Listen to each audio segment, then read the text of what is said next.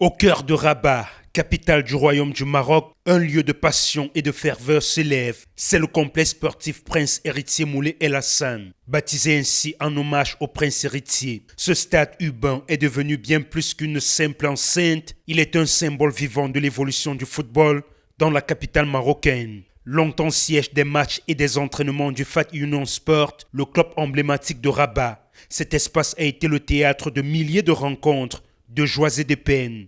Au fil des décennies, le stade a connu plusieurs phases de sa vie. D'un modeste terrain aux installations rudimentaires, il s'est transformé, s'est refait une beauté au gré des besoins sportifs, des ambitions du club et des aspirations d'une ville qui respire le ballon rond. En 2012, le stade a été rénové pour répondre aux standards d'une nouvelle génération de compétition avant de s'inscrire pleinement dans la modernité sportive du Maroc. Les travaux récents ont redéfini ce complexe. Aujourd'hui, il ne se contente plus d'être un simple terrain de jeu.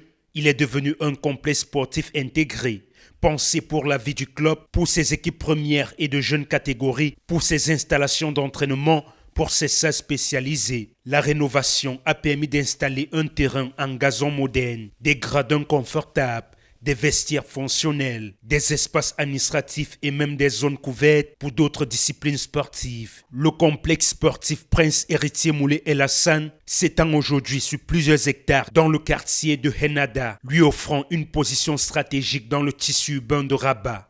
Ici, le Moulay El Hassan Stadium, c'est l'un des 4 stades choisis à Rabat pour accueillir la Coupe d'Afrique des Nations 2025. Ce stade qui abritera principalement le groupe E, entre autres pays qui vont, n'est-ce pas, disputer leur rencontre dans cette infrastructure moderne d'une capacité d'accueil de 22 000 places. Il faut dire que ce stade a été ouvert en 2012, mais refermé quelques années après. Les travaux de réhabilitation ont été entamés et en 12 mois seulement, un temps record, on va le dire ainsi, les travaux sont donc achevés. L'infrastructure a accueilli pour la première fois les demi-finales des barrages pour les éliminatoires de la Coupe du Monde 2026.